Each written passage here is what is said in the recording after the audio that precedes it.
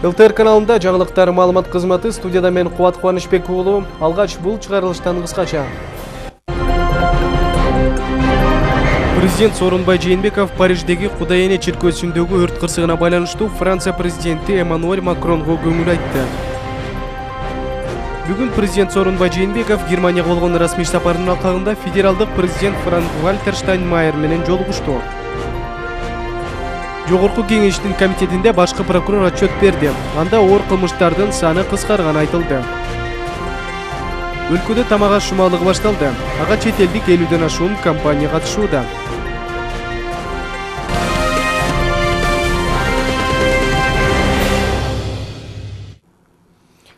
Париждеги Кудай эне чиркөөсүндөгү өрт кырсыгына байланыштуу Франция президенти Эммануэль Макронго президент Сооронбай Жээнбеков көңүл айтты. Париждеги Кудай эне чиркөөсүндөгү өрт кырсыгы жөнүндө кабарды терең кайгыруу менен кабыл алды. Нотр-Дам дүйнөлүк маданий мураска айланган кыйык чиркөө. Кыргыз Республикасынын элинин жана жеке өзүмдүн атымдан Париж жана Франция туш болгон эбегейсиз чоң жоготууга байланыштуу жалпы француз элине терең кайгыруу менен көңүл айтуумду жеткирип коюуну өтүнөм деп айтылат көңүл айтуу телеграммасында. Эскерте кетсек, Париждеги Кудай эне чиркөөсү 9 саатка созулган өрттөн кийин өчүрүлгөн. Тилсиз чоонун кесепетинен имараттын мунарасы урап түшүп, чатырынан бир бөлүгү күйүп кеткен. Мунара 1786 жылдагы реставрациядан кийин пайда болгон. Анын бийиктиги 96 метр, эмен жыгачынан курулган. Коргошун менен капталган. Париждин өрт башкармалыгы Тилсиз жоо имараттагы оңдоп түзөө иштерине байланыштуу экенин билдирди. Франциянын президенти Эммануэль Макрон өрттү үрү учураган трагедия деп атады. Аталган чиркөө 12-14 кылымдарда курулган. 1302 жылы өлкөнүн алгачкы парламенти иштеген. 1804 жылы болсо Наполеон Бонапарт француз императору катары ушул жерде такка отургузулган. Бүгүн президент Сооронбай Жээнбеков менен Германия федералдык президенти Франк-Вальтер Штайнмайер расмий жолугушту. Иш-чара жогорку деңгээлде өткөрүлдү. Эки мамлекеттин башчылары биргелешип сүрөткө түшкөн соң Париждеги Кудай эне же Нотр-Дам де Пари чиркөөсүндөгү өрт кырсыгына байланыштуу көңүл айтышты. Теманы кабарчыбыз Бактыгүл Султанбек кызы улантат.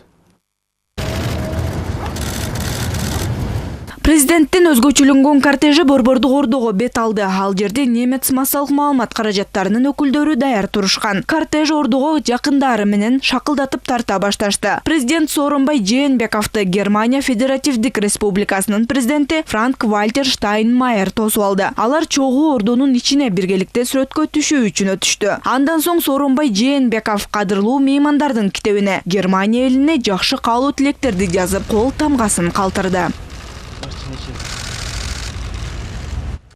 Мамлекет башчылардын салтанаттуу жолугушуусу үчүн Ордонун ички короосунда ардактуу кароол кыдырата тизилген. Кароолдун командири аскердик иш-чаранын башталуусун жарыялап, Бундесвердин штабдык оркестринин аткаруусунда Кыргызстандын мамлекеттик гимни жаңырды.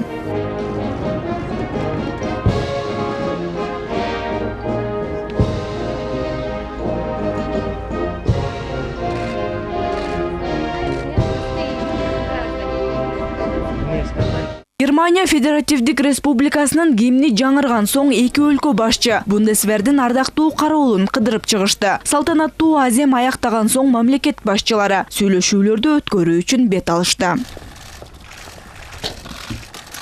Эки тараптуу сүйлөшүүнүн башталышына чейин Сооронбай Жээнбеков менен Франк-Вальтер Штайнмайер Франция борбору Париждеги Кудай эне же Нотр-Дам де Пари чиркөөсүндөгү өрт кырсыгына байланыштуу Франция президенти Эммануэль Макронго көңүл айтышты.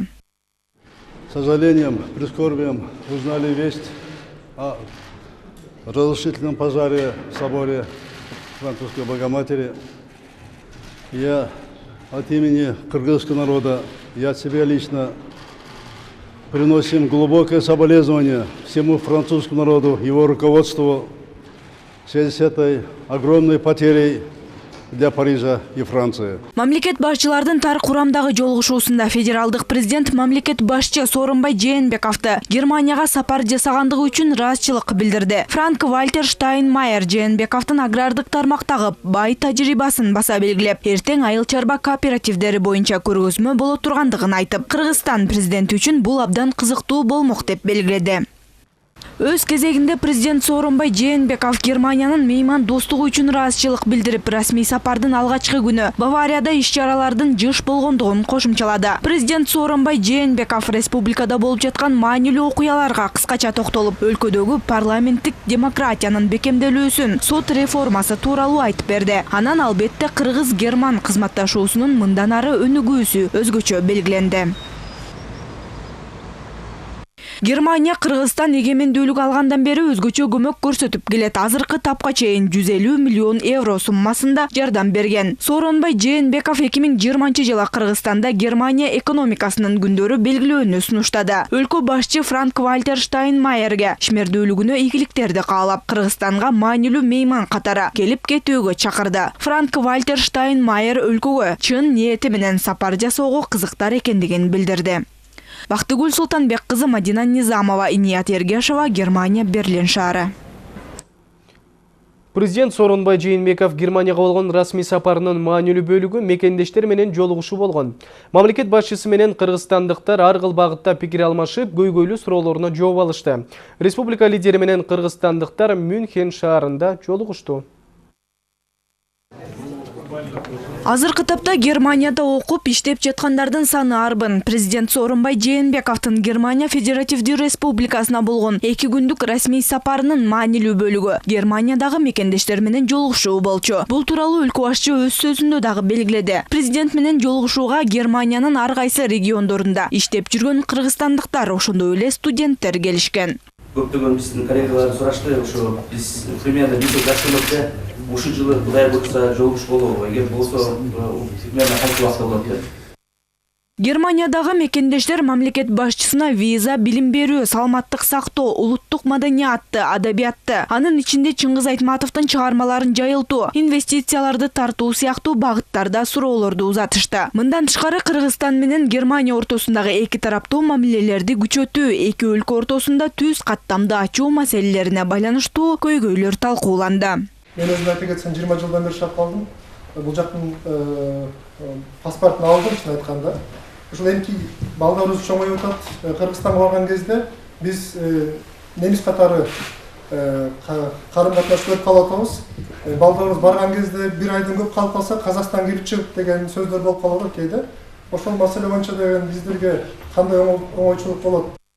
Суроолорго жооп берип жатып, мамлекет башчы региондорду өнүктүрүү жана өлкөнү санариптештирүү, транспорт, логистика чөйрөсүн, айыл чарбасын жана башка тармактарды өнүктүрүү сыяктуу өлкөнү өнүктүрүү долбоорлоруна токтолду.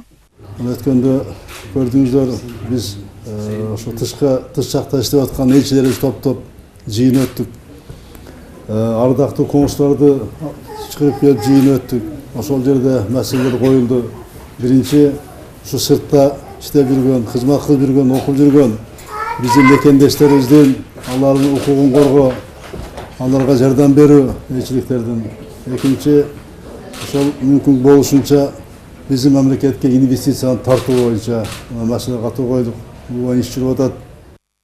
Мекендештердин суроолоруна президент Сооронбай Жээнбековдон тышкары тышкы иштер министри Чыңгыз Айдарбеков, президенттин аппаратынын тышкы саясат бөлүмүнүн башчысы Данияр Сыдыков, Кыргызстандын Германиядагы толук жана ыйгарым укуктуу элчиси Ирине Соторбаев, экономика министри Олег Панкратов жооп беришти. Жолугушуунун соңунда мекендештер президент менен эстеликке сүрөткө түшүштү.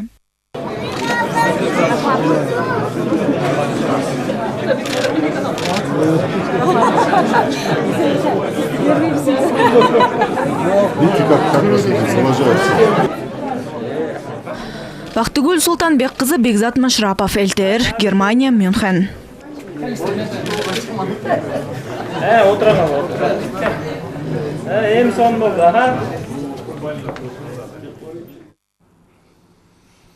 Германияга расмий визитинин алкагында өткөн ар түрдүү иш-чараларда сүйлөгөн сөздөрүндө президент Сооронбай Жээнбеков айыл чарба секторунда кооперативдерди өнүктүрүү боюнча кызматташуу маселесине өзгөчө көңүл бурду.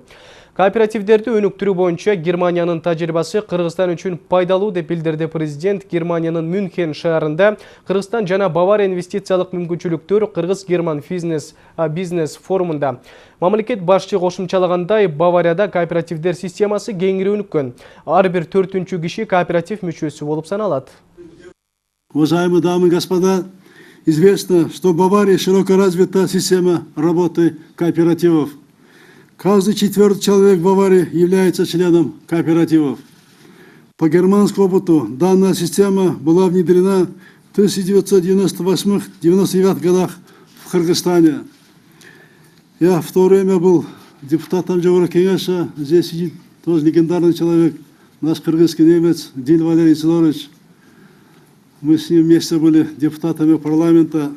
Я был председателем аграрного комитета. И мы в 1998 году по приглашению наших немецких друзей 12 фермеров с каждой области нашей республики и представители комитетов законодательного и собрания народных представителей парламента Кыргызстана. Мы 7 дней изучали кооперативное движение в Германии.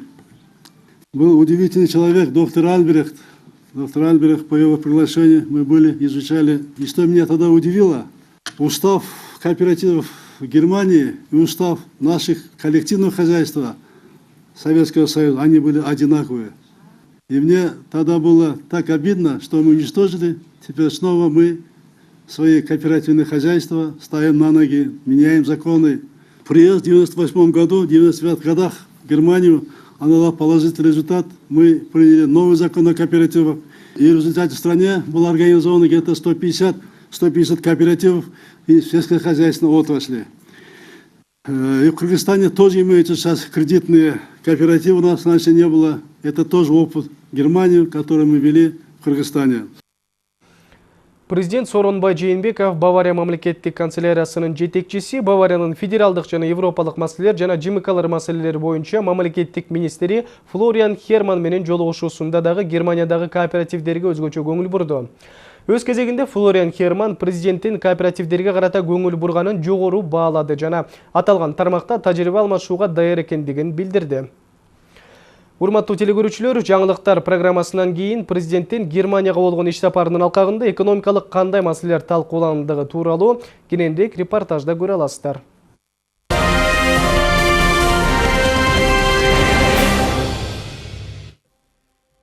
Былтыр бажы төлөмдөрү мерчемделген 39 миллиард 700 миллион сомдон 5 миллиард 600 миллион сомго көп чогултулду.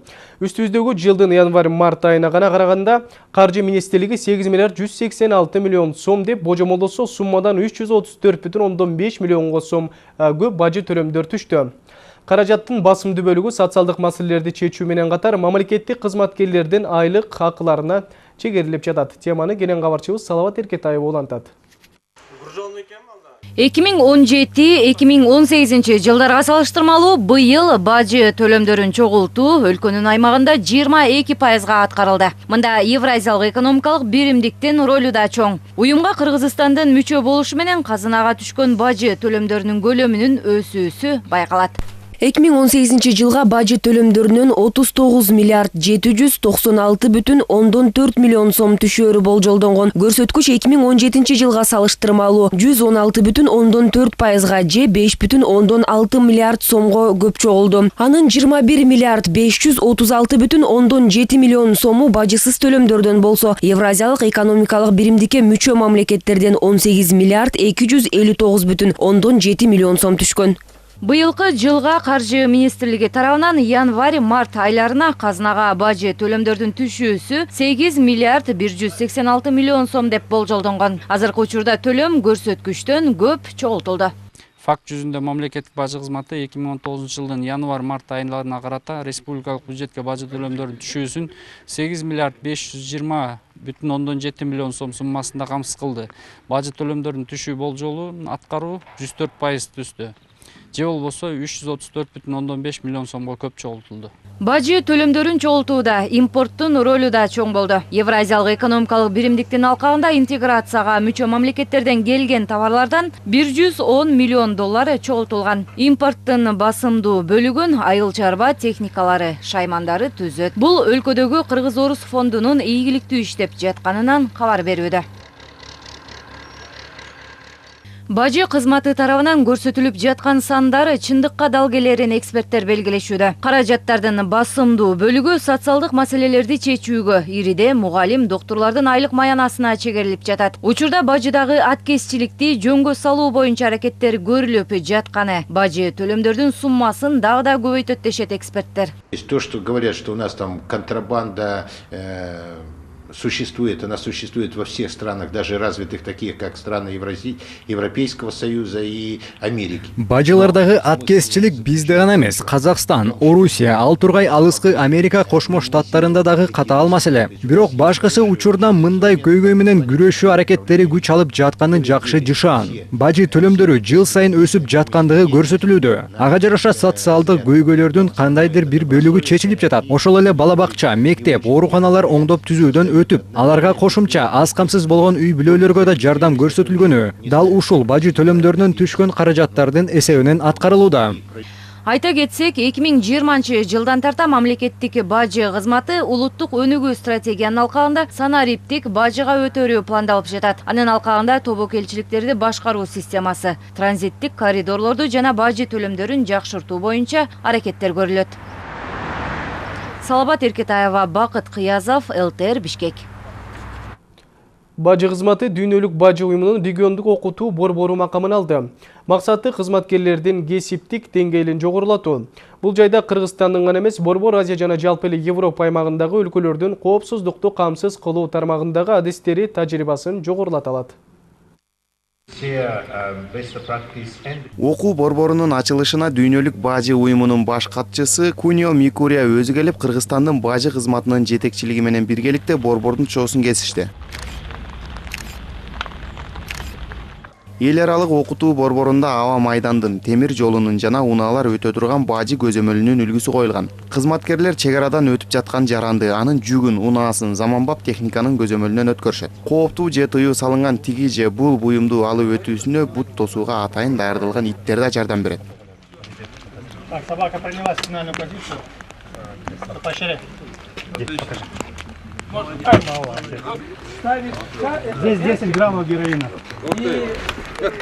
Борбордун мүмкүнчүлүгү кенен. Кинология багытында машыктыруучулар чоң тажрыйбага ээ. Теория менен практикалык иштер айкалыштырылат. Көзөмөл пункттарына тиешелүү коопсуздукка көзөмөл жасоочу жаңы технологиялар колдонулат. Созданию, приданию статуса региональный учебный центр Всемирной таможенной организации. Биздин окутуу борборубуз дүйнөлүк бажы уюмунун 7-чи региондук окутуу борбору болуп калды. Белгилеп коюу керек, негизги багыт радиациялык көзөмөл болот. Биздин борбор уюмдагы радиация боюнча жалгыз борбор. И Всемирной таможенной организации.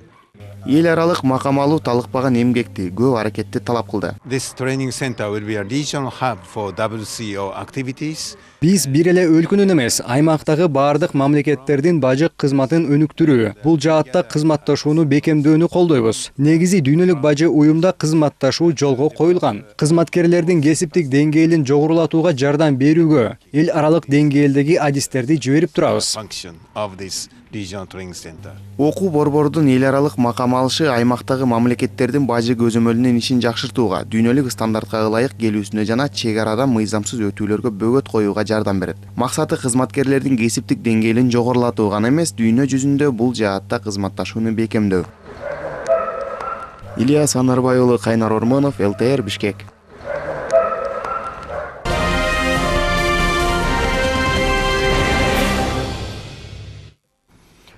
Былтыр кылмыштардын жалпы саны 2017 жылга караганда 2000ге көбөйгөн. Бирок оор жана өзгөчө оор кылмыштардын саны 14%га төмөндөгөн. Кылмыштардын бетүүн ачуу көрсөткүчү өсүп 83,2%га жеткен. Бул тууралуу Жогорку Кеңештин тармактык комитетинде башкы көзөмөл органынын 2018 жылдагы мыйзамдуулуктун абалы жана аны чыңдоо боюнча прокуратура органдары тарабынан аткарылган иштери боюнча отчетунда айтылды. Башкы прокурор башкы көзөмөл органы тарабынан жигердүү иштер жүргүзүлүп жатканын билдирди. Мамлекетке келтирилген зыяндын ордун толтуруу иштери 2018 жылы жакшырган. 2019 жылы аталган орган өз ыйгарым укуктарын так аткаруу боюнча конкреттүү иштер жүргүзүүлөрүн кошумчалады. Кызматтык жана коррупциялык кылмыштардын тергөөнү көзөмөлдөө багытында мыйзамсыз процессуалдык чечимдерди кабыл алуу фактыларын жоюу үчүн улуттук коопсуздук жана экономикалык кылмыштар менен күрөш органдарынын өрүндүрүшүндөгү иштер боюнча мыйзамсыз кабыл алынган жазык иштерин козгоодон баш тартуу, тергөөнү токтотуу жана жазык ишин кыскартуу жөнүндөгү бир катар чечимдер жокко чыгарылган. Прокуратура органдары тарабынан өндүрүштөн бүткөрүлгөн жазык иштер жана жазык ишин козгоодон баш тартуу материалдары боюнча 36 миллион сомго жакын зыян аныкталып, анын 33 миллион сому же 91,5% мамлекеттин пайдасына өндүрүлгөн. Бул көрсөткүчтөр өткөнкү жылга салыштырмалуу 21%га өскөн. Бишкек шаарындагы тарых музейи менен Чолпон Ата шаарындагы ипподромдун реконструкциялоо жүрүшүндө мамлекетке 247 миллион сом өлчөмүндө зыян келтирилген. Бул тууралуу башкы прокурор Өткүрбек Жамшитов конституциялык мыйзамдар, мамлекеттик түзүлүш, сот укук маселелери жана жогорку кеңештин регламенти боюнча комитетинин жыйынында билдирди. Башкы прокурордун айтымында тарых музейин оңдоодо 101,6 миллион сом, ипподромду оңдоодо 145,9 миллион сом зыян келтирилгени аныкталды. Ушул тапта бул эки кылмыш иши бир өндүрүшкө бириктирилип, алар боюнча курулушка тиешеси бар 6 мурдагы аткаминерге кылмыш кодексинин 303 беренеси менен айып тагылды. Алар Сапар Исаков, Алмаз Абдыкадыров, Улукбек Матисаков, Мира Карыбаева, Шайбек Атабеков, Айдарбек Мендиев деп билдирди башкы прокурор. Общий жалпы бул кылмыш иштер боюнча келтирилген мамлекет келтирген зыян 247 миллион 650 миң 282 сомду түзөт. Мунун ичинде ипподром боюнча 145 миллион 959 миң 482 сомду түзөт. Ал эми музей боюнча 101 миллион 690 миң сом 690 миң 800 сомду түзөт. Жалпы ушул иш боюнча өткөрүп аткан айыпкерлердин 235 миллион 266 миң 679 миң сомдук мүлкүнө бүгүнкү күндө камак салынган. Бүгүнкү күндө бул кылмыш иштери тергелип атат, аяктоо эмесинде турат, стадиясында. Жакын арада бул кылмыш иштери боюнча мен ойлойм тергөө органдары өздөрүнүн чечим кабыл алат деп. Апрель элдик революциясынын катышуучулары, жабыр тарткандар жана курман болгондордун туугандары экс-президент Алмазбек Атамбаевке нааразы. Алар акыркы апталардагы жагдайларга токтолуп, өлкө туруктуулугуна доо кетип жатканын билдиришти. Атамбаев аксы апрель окуяларында курман болгондорду эскерүү үчүн атайын киши чогултуп, чагымчылдык жүргүзгөнү туура эмес дешет алар. Теманы кабарчыбыз улантат. Азыр талаа иштери башталган убакта элди дүрбөлөңгө салып, өз кызыкчылыгын ойлогондорду калк ээрчибейт. Тынчы жаткан жарандарга жалган сөздөрдү айтып, чагымчылдыкка чакыруу туура эмес. Мындай билдирүүнү апрель элдик революциясынын катышуучулары, жабыр тарткандар жана курман болгондордун туугандары билдирип чыгышты. Алардын баамында Алмазбек Атамбаевдин форумда билдирген пикирлери экс-президенттин деңгээлине дал келбейт. Ошол күндөрү биз абалды курчутпайлы деп тилибиз тишибизге ката отурдук. Анан эми ушул айткан сөздөрдүн баарына жалган айтып провокация кылганына биз нааразыбыз. Мына 2 айдан кийин биз элди чыгарам анан деп ушинтип айткандарына биз абдан нааразыбыз. Бирок азыркы бийликке каршы чыгып 2 ай сурок бергени туура эмес. Биз Атамбаев менен Бакиев менен чыккан эмес алар үчүн. Биз эл үчүн, силердин келечектеги жаштар үчүн чыкканбыз. Жаштар көтөрүлсүн деп. Маалымат жыйын курган апрель элдик революциясынын катышуучулары жолдошунан ажырап жесир калгандардын айтымында Алмазбек Атамбаев окко учкан 87 баланын арты менен президенттикке келген. Алар белгилегендей улам бийликти талашкыдай, бийлик анын мурасы эмес. Баягыдай болуп, мурунку 7 апрелдегидей болуп, 1000 бала өлсө дагы биз власть алабыз деген сөздөрүн мынакей байма-бай айтып жүрүшөт соцсеттерден. Ошолордун баарын тең уккандан кийин ким ишенет мисалы? Мынакей власть алды, эмне болду? Бишкек жылуулук борборунда авария болбогондо экс-президенттин чыныгы жүзү билинбей, элдин баары ага ишенип жүрө бермек дешет. Ал кездеги кыңыр иши билинип, миллиондогон акчалар желгени ачыкталганын айтышат. Жада калса 7 апрелде жарадар болгондорго бөлүнгөн акчалар кымырылганын белгилешти. Мискенбаев бизге бөлүнгөн көмүрлөрдү жеди, көп акча тыйындарды жеди, бизге жеткен жок. Президент ошолорду жазалаш керек. Же кайрып бериш керек бизге. Ушул жылга чейин канча деген көмүрдүн чуусу чыгып атат, биз көмүр алган жокпуз. Мен 1 килограммда көмүр алган эмесмин. Азыркыга чейин денесиндеги ок алын электер бар. Бул боюнча атуулдардын кайрылуулары убагында Алмазбек Атамбаевга жеткен эмес. Жалаңдары менен жашап келдим, сахар пайда болду. Эч жака жеткирбейт, эч жардам каралбайт. Азууга да колун чийип кеткендер, мына азы көтөрсүн.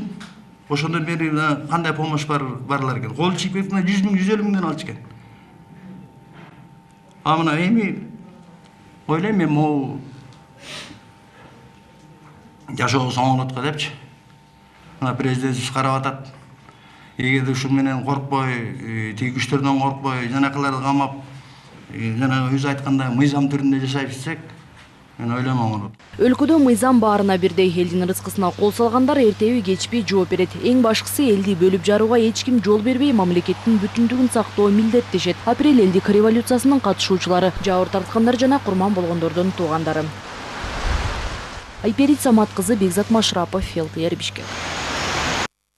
Бишкек шаарынын 1-май райондук сотунда жептеги аварияга байланышкан кылмыш иши каралып жатат. Бул иш боюнча 7 айыпталуучу өтүүдө. Алар коммерциялык же болбосо башка уюмдун кызматкерлеринин ыйгарым укуктарын кыянаттык пайдалануу менен алдын ала сүйлөшүү боюнча адамдардын тобу тарабынан мамлекетке же жергиликтүү өз алдынча башкаруу органдарына олуттуу өлчөмдөгү зыян келтирилгендиктеринин негизинде айып коюлган.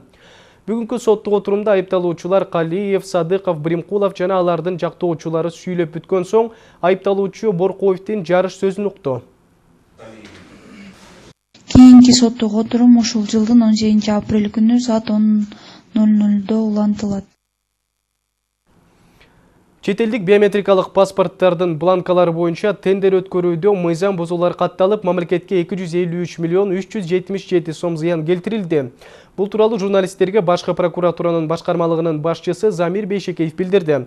Анын сөзүнө караганда көзөмөл органы бул фактылар боюнча кылмыш ишин 2019 жылдын 26 февралында козгогон. Кылмыш ишин иликтүү УКМКга берилген. УКМК мурда билдирген маалыматына ылайык 2018 жылдын 8 октябрында 1 миллиард 200 миллион сом өлчөмүндө биометрикалык паспорттарга бланк даярдоо боюнча тендер жарыяланган. Мамлекеттик каттоо кызматы тарабынан 2018 жылдын 8 октябрында 1 миллиард 200 миллион сом өлчөмүндө биометрия паспорттарга бланк даярдоо боюнча тендер жарыяланган. Ага 5 чет элдик компаниялар катышып, алардын бири эң арзан 686 миллион 772 миң сом сунуштаганына карабай, мамлекеттик каттоо кызматынын комиссиясынын чечими менен 940 миллион 150 миң сом сарптоочу башка компания жеңүүчү болуп табылган. Натыйжада катышуучулар сунуштаган каражаттын айырмасы 253 миллион 377 миң 750 сомду түзгөн. Азыркы учурда мамлекеттик каттоо кызматынын жетекчилик кызматындагы 3 адам Кыргыз Республикасынын Улуттук коопсуздук мамлекеттик комитетинин тергөө камак жайынын убактылуу кармоочу жайына киргизилди. Бүгүн Чүй облусунун Аламүйдөн районунун Константиновка айылындагы Ат Башы каналына чөгүп кеткен 2014 жылы туулган бөбөктү издөө иштери улантылды. Издөө куткаруу иштери таңкы саат 8:30 башталып, ÖKMден жалпы 134 куткаруучу 3 жеңил кайык тартылды. Өз ара кызматташуунун негизинде Казакстан тараптан куткаруучу топ тартылган. Чүй дарыясынын 2 жээгинде тең издөө иштери жүргүзүлүүдө. Жыгылып калган немелерге именно чырпыктарды ошонун араларын карап атабыз да. Анан жанагындай болуп остров болуп жайлап кеткен жерден анан остров болуп калат. Ошо островдун ичине кирип алып анан издеп атабыз да. Азыр могул жакта визуально карап кетип атабыз да, мындай мусор топтолгонбу, ошол жактарга түшүп алып анан чукулап атабыз. Бүгүнкү күндө ошол эки тиешелүү каражаттардын баардыгын тең бүгүн кошумча чыгардык. Эмнеге дегенде ошол эки суунун жүзүнөн дагы багы методдорду кайыктын үстүндө издөө методун колдонуп, ошондой эле багы жээктерди издөө менен иштерди жүргүзүп атабыз. Ош облусунун Ноокат районунда 1000 үй бүлө сел коркунучунан коргоого алынды. Анткени облустун аймагында сел кырсыгына кооптуу жалпы 94 жай болсо, анын 30га чукулу Ноокатта. Жаз жамгыры улам нөчүрүлүп, аймакта сел ташкынын алдын алууда өзгөчө кырдаалдар министрлигинин техникалары аталган райондогу суу ташкындарына кооптуу 9 аймакка селканы курууну колго алды. Кийинки материалда.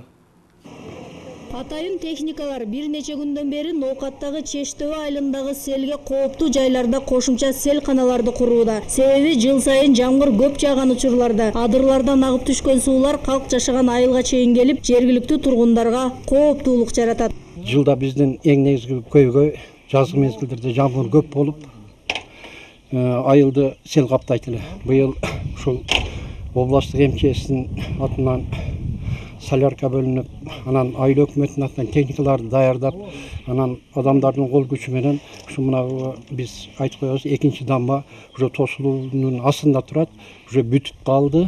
Учурда мындай селканалар Ош облусунун Ноокат районундагы Исанов жана Жаңы Ноокат айыл өкмөттөрүндө казылып жатат. Негизги максат эки аймактан жалпы 1000ге чукул туракчайды сел коркунучунан сактоо.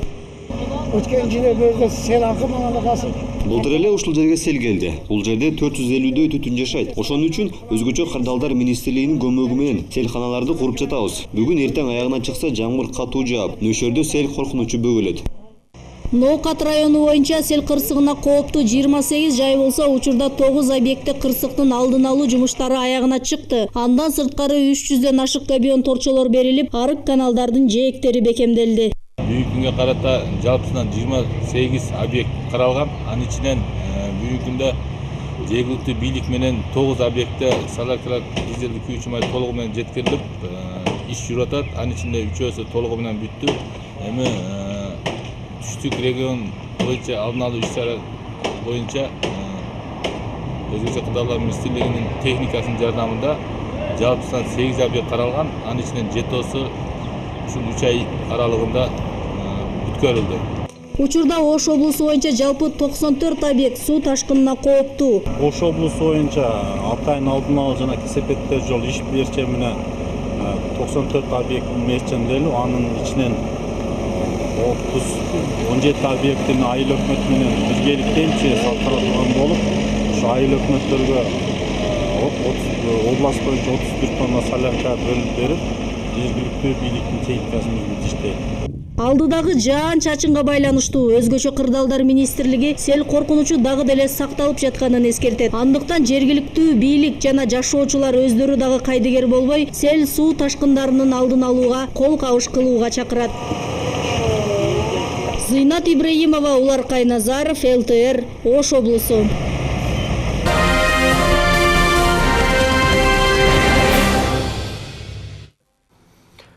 Жол эрежесин бузгандык үчүн төлөнгөн айыппулдардын эсебинен медициналык тез жардамдын материалдык техникалык абалы жакшырат. Мындай чечим өкмөттүн коопсуз шаар долбоорунун ишке ашыруу боюнча өткөн жыйынында кабыл алынды. Бүгүнкү күндө 9000 адамга бир тез жардам бригадасы туура келет. Бул көрсөткүч дүйнөлүк стандарттан 3 эсе төмөн. Учурда адам өмүрүн өлүмдөн арачалаган тез жардам кандай жардамга муктаж? Сөз кабарчыбызда. Кырсыкка кабылып же сыркоологондо дароо тез жардамды жиберип турган дал ушул Жыргалайым. Бирок дайым эле тез жардам мөөнөтүндө чакырылган жерге үлгүрбөй калат. Анткени сасык тумоо жана ичеги карын инфекциясы күчөгөн маалда суткасына 600-700 чакыруу келип түшөт. Жаш балдар дене табынын жогорулашы менен кайрылса, орто жаштагы жана улгайган адамдар көбүн эсе жүрөк кан басымы жогорулап, инсульт алганда кайрылат. Кээде учреждениялардан, кээде может үйүнөн деле кээде без сознания, обморочный состояние болуп түшөт без сознанияга. Биздин реанимациялар в основном ушундай без сознанияlarга барат. Ана же болбосо жанагыдай автобария, автонаездерге в первую очередь барат. Ана жанагыдай этаждан учуп кетти деп эме алгандарга тоже экстренный реанимациялар в первую очередь барат. Бүгүнкү күндө Бишкек шаары боюнча 18 медициналык тез жардам бригадасы бар. Нормага ылайык алардын саны 100дөн ашуун болушу керек. Бишкек мэриясынын жана эл аралык гранттардын негизинде унаалар келип турганына карабай, ар бир унаа 5 жыл сайын жаңыланып турууга муктаж. На данный момент нужно 8 машин. Ушул чакта бизге дагы 5 унаа керек. Анткени биз шаарда дагы 2 борбор ачууну пландап жатабыз. Ал жака дагы кошумча бригадалар керектелинет. Сөзсүз берилүүчү жардамдын сапатын жакшыртуу максатында бригадалардын саны 70ке жеткирүүнү планы бар. Жалаң эле унаалар эле эмес. Ар дайым сатылып алынуучу көптөгөн медициналык жабдуулар керектелинет. Бүгүнкү күндө 9000 адамга бир тез жардам туура келет. Ал эми Ош жана Бишкек шаарларында атайын адистештирилген бир бригада 13000 жаранды тейлейт. Өлкө боюнча 428 жардам унаасы бар болсо, алардын 20% жараксыз абалда. Учурда кызматка 228 автоунаа керек. Ошондой эле шаар боюнча айтып кетсек, шаар боюнча бизде эң көйгөй болгон бул дарыгерлердин жетишсиздиги. Ошондой эле автомашина менен камсыздоо. Аны автомашинада өзүнүн медициналык жабдыктар менен жабдылуусу боюнча дагы маселе бар. Бул боюнча дагы бизде жетиштүү эмес. Бирок бул көйгөйлөр жылдын аягына чейин чечилип калышы мүмкүн. Анткени өкмөттүн жыйынында Коопсуз шаар долбоорунун негизинде түшүп жаткан каражаттардын эсебинен тез жардам кызматынын материалдык техникалык абалын жакшыртуу чечими кабыл алынды. Учурда Саламаттыкты сактоо жана Каржы министрлиги маалыматтык технологиялар мамлекеттик комитетине шаар мэриясы менен биргеликте айыппулдун суммасынан медициналык тез жардам кызматынын техникалык базасын камсыздоо үчүн финансы каражаттарын бөлүү маселесин карап чыгуусу тапшырылды. На самом деле проект «Безопасный город», как вы знаете, это компонент большого проекта «Умный город», куда задействованы... Коопсуз шаар долбоору акылдуу шаардын бир компоненти. Ал жага муниципалдык жана ыкчам кызматтар тартылган. Тез жардам кызматын модернизациялоонун негизги максаты ошол баардык ыкчам кызматтардын баарын бир түйүнгө бекитүү болуп саналат. Ал эми бизге техникалык учурлардын көзөмөлдөө тапшырылган. Ал эми башка кызматтар жана ошол эле маалда Коопсуз шаар долбоору менен биргеликте иштей баштайт. Коопсуз шаар ишке киргенден бери 42.881 жол эрежесин бузуу катталып, учурда 1950 жаран айыппул төлөгөн. 27 миллион сом мамлекеттин казынасына жөнөтүлдү. Коопсуз шаар долбоорунун экинчи этабы ийгиликтүү ишке кирсе, өлкөнүн казынасына 20 миллиард сом түшөрү күтүлүүдө. Бул каражаттар тез жардам эле эмес, башка мамлекеттик мекемелерге да бөлүнөт. Пөсүргакбек кызы Жанадил Абубакир уулу, ЛТР, Бишкек. Өлкөдө тамак аш жумалыгы башталды. Жалпы 8 мамлекеттен 50дөн ашуун компания тамак аш жана өз товарларын көргөзмөгө чыгарды. Алардын арасында Казакстандан, Өзбекстандан, Россиядан, Бириккен Араб Эмирлигинен бизнес өкүлдөрү келген. Максат азык-түлүктөрдү таанытуу жана ишкерлердин өнөктөш табуусуна жол ачуу. Иш-чарага биздин чыгармачылык топтогу катышып келди. Бишкекте тамак аш индустриясынын жумалыгы башталды. Ага Казакстан, Кыргызстан, Россия, Бириккен Араб Эмирлиги жана башка жалпы 8 мамлекеттен 50дөн ашуун компания катышууда. Мында ишканалар өздөрү чыгарган азык-түлүктөрдү көргөзмөгө коюшкан. Бул иш-чара 18 апрелге чейин уланат. Анда бир гана азык-түлүктөр менен гана таанышпастан тамак аш индустриясына таандык технологиялар менен да жакындан таанышууга мүмкүнчүлүк бар.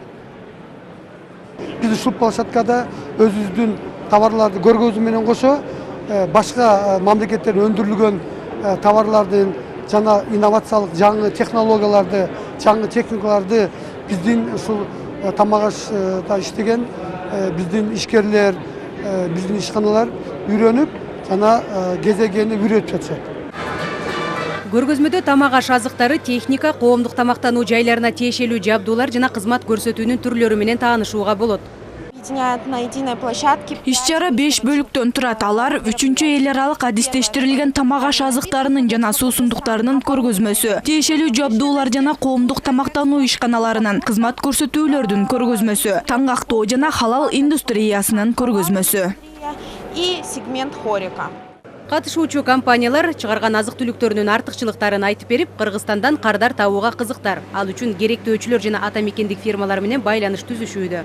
И самое главное, что не просто товарларды сатуу эмес, узак мөөнөттүү макулдашууларга жетүү негизги максатыбыз. Сүт жана май чыгаруучу заводдун азыктарын алып келдик. Эки тараптуу келишимдерге жетишүү үчүн бийлик өкүлдөрү да келишкен. Биргелешкен ишкана ачуу тууралуу сүйлөшүүлөр да жүрмөкчү. Бул жакта өстүрүлгөн мөмө жемиштерди Сибирге жөнөтүүнү сүйлөшөбүз. Анын көлөмү жылына 20 миллион таңгакка чамалашы мүмкүн.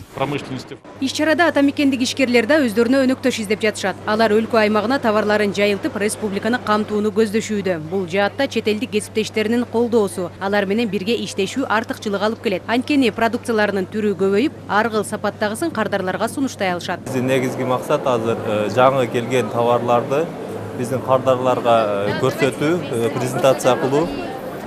Мааниси өтө чоң деп ойлойбуз. Себеби дегенде бул жерге бүт клиенттер келип, кардарлар келип көрүп, таанышууга көбүрөөк мүмкүнчүлүк түзүлөт. Аталган саамалык 3-чү ирет уюштурулууда. Буга чейинки көргөзмөлөргө катышкан компанияларга кардарлардын кызыгуусу арткан, суроо талап көбөйгөн. Иш-чараны жыл сайын өткөрүп туруу ишкерлерге чоң пайда алып келет. Ал эми тургундардын маалыматтуулугу көбөйөт. Бир имараттын ичинен тамак аш азыктары, технология, ар түрдүү жабдуулар менен кенен тааныша алышат. Керектүүлөрүн сатып алса да болот. Все различные продукты. 10 граммдан тарта 2 килограммга чейинки азыктарды баштыктарга салып, таңгактоочу техниканы көрсөтүп жатабыз. Бул абдан ыңгайлуу жана жөнөкөй техника. Мурда уюштурулган көргөзмөгө катышкан соң биздин компаниянын товарларына суроо талап өскөн. Ошондуктан бул жолу да катышууну чечтик. Айыл чарбасына жакшы производстволор кое берсе, элибизде токчулук болот, байлык болот. Замечательно. Мясо здесь изумительно в Киргизстане. Кондитерские изделия изумительные. Жакшы эле шарттар бар экен, ар кимдин өзүнөн болот. Тамак аш индустриясынын көргөзмөсү Дене тарбия институтунун манежинде өтүүдө. Жазгүл Сейдахматова, Турар Анарбеков, ЛТР Бишкек. Ош түрк дүйнөсүнүн маданий борбору салтанатына карата узундугу 1 метрден шишкебек бышырылып 1 тонна палоо демделет. Мындай түркүн таттуу даамдар менен байыркы Оштун атактуу ашпозчулары дүйнөнүн чар тарабынан конокторду күтүүгө камданууда. Андан сырткары Ош шишкебегинин 30дан ашуун түрү тартууланат. Кенен кабарчыбыз Мырзажигит Маматкерим уулу баяндайт. Шашлыйда Кудай кааласа мана таяр кылды, шыккызып.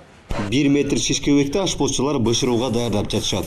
Өзгөчө даамдуу жасалган шишкебекти кардарлар сыйлуу конокторго тартуулоо үчүн буйртма беришет. Аны жасоого болгону 20-30 мүнөттөн ашуун убакыт жана көптөгөн даам чыгаруучу кошулмалар керектелет. Учурда салтанатка тартууланчу шишкебектин 30 ашуун түрүн көргөзүүгө кызуу даярдык көрүп жатышат.